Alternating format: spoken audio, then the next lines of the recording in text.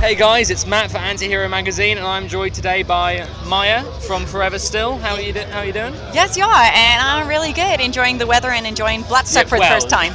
enjoying all the clouds. So. I love it because it's a nice temperature. Last week we just played a festival in full sunshine. It was really warm. So. What country was that in? It was Sweden, so because it was Sweden, 1 hour later it rained and then it stopped, and so.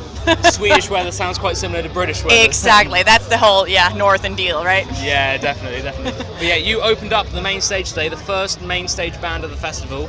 Not an enviable slot. It's so unpredictable, but how was it? I thought it was really great. We didn't put our expectations super high because you never know what the turnout is going to be, and it was a first Bloodstock for us, so we didn't know what people will like here. But it was a really nice turnout, I think, and nice response, and we had a really, really cool set. And Forever Still, you have very emotional choruses as well, so when you got people down there in the pit, how are they reacting when you bust out these really high, really emotional melodies during the chorus? Well, we're definitely on the softer side when it comes to Bloodstock bands, but it definitely seemed like a lot of people were enjoying it, and that's the thing about so-called metalheads. I think we all have a very our music taste is a lot of different things. Usually you don't just listen to one specific narrow genre. You like a lot of different stuff, and I felt like a lot of people enjoyed that too. Yeah. So who are you into then? That's not metal. Who are you into? Well, I listen to a lot of different music. Right now I've been enjoying our label mate Cellar Darling just put out an album. That's really great sweet. Album. Yeah, I've been enjoying that, and before that we just saw some live recordings from 9 Inch Nails' latest tour, which I think is really sweet as well. Their new EP, I don't know if you've heard the new EP, but that's I have, and I bought the first one with the limited physical thing component. They didn't say what it was, so I was super excited to get it, and they sent out these kind of, I don't know what, projector kind of papers with pictures and lyrics on them, all covered in active coal. Oh, brilliant. It's fucked up. So it's great. Loved it. And it's great that you bring up Cellar Darling, because it seems like we've got a lot of female-fronted rock bands really make a name for themselves. Cellar Darling, yourselves, Hailstorm, something like that. So why do you think now is the time for female-fronted rock? Yeah, why hasn't it always been? It's kind of weird. Right? Yeah. Well, we had Lita Ford, and then there was kind of a bit of a lull, and now it seems everything's coming back. I think it has been slowly on the rise for a very, very long time. Yeah. And I feel like it's this kind of thing that feeds itself. So the more young ladies who see that, okay, it's not just a boys' club, I can do this too, the more we're going to see. So I think it's going to continue. Yeah. Have you ever encountered, obviously because you are a female-fronted rock band, have you ever encountered sexism in the metal world or the metal sphere? Because we like to think of the metal world as very, very, everyone's very equal, we're all fans, but have you ever encountered that? Yeah, definitely. I try to just mainly focus on positive stuff, but also the guys as well have been told oh, what's it like being in a girl band? It's a bad thing. It's what the fuck makes it a bad thing? Some stuff like that. But yeah, and just I feel like so much of the focus is often on looking good and all that stuff as a lady, and oh, she looked awesome, and she looks come on, how was the set? How did it sound? Because who really gives a shit? I don't. Yeah, exactly. But most of the time you have to prove a little more because people expect you to be softer or prettier. I think especially in Europe, they expect you to be very symphonic as soon as they see a girl in a band. It's it's going to be this pretty boring, blah, blah, blah. Yeah. So you have to prove a bit more. But we're open to people, and I feel like most of the time they're open to us as well.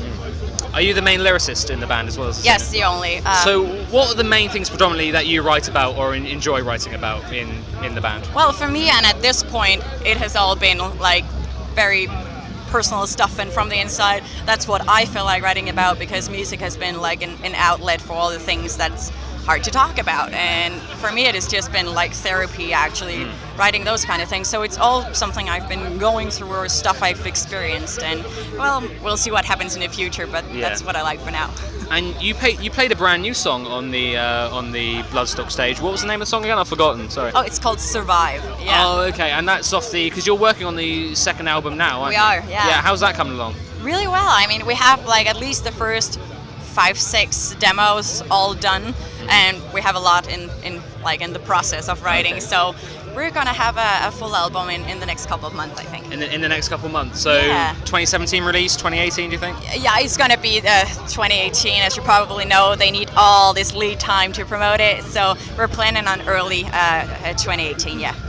And you're obviously with Nuclear Blast as well. Yeah. Nuclear Blast, some of the biggest bands in metal. True. Machine Head, Slayer, Decapitated. You know, I could go on all day. Oh, absolutely. So, what was it that you think drew them to Forever Still, as well as everyone else? Yeah, I mean, they were attracted to the thing we just talked about. The big choruses, the thing that makes people sing along and remember us. And thought we also had like some edge. It wasn't just like any other band.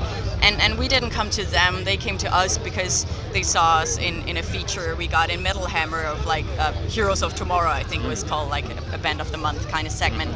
And they just listened to it and checked out the videos and they really loved it, like, we want to sign you, we want to meet up with you guys. And we met up with them and of course we knew them already by name at least, but they seemed like a really cool team once we had a meeting with them. So started working together and we've been very happy with that. Brilliant. And if you don't mind me asking, how many albums are in the deal with Nuclear Hammer?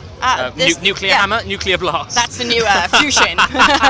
Now, this next one is going to be released by Nuclear Blast, and we'll see from there. Right. Okay. So there's nothing concrete with Nuclear Blast then? Nope. Right. Okay. Let's see. One last question before we wrap it up. Obviously, Forever Still, one of the standouts of the Copenhagen metal scene. I was just wondering, what is that scene actually like? What is the city of Copenhagen like for heavy metal? Well, for heavy metal, it's pretty vibrant in the underground, but it's actually very, very few bands that make it out of Denmark. Every time we tour, it's like, you're from Denmark? I've never met a band from Denmark, or they've heard about Volbeat, and that's basically it. That's true, Volbeat. Exactly. Yeah. So, but the genre we're in is not very big in Denmark, like melodic hard rock or whatever you want to call it. But then as soon as we went to the UK, which was one of our first times out of town, it had a really good response and plenty of bands playing in that genre that we could team up with. So.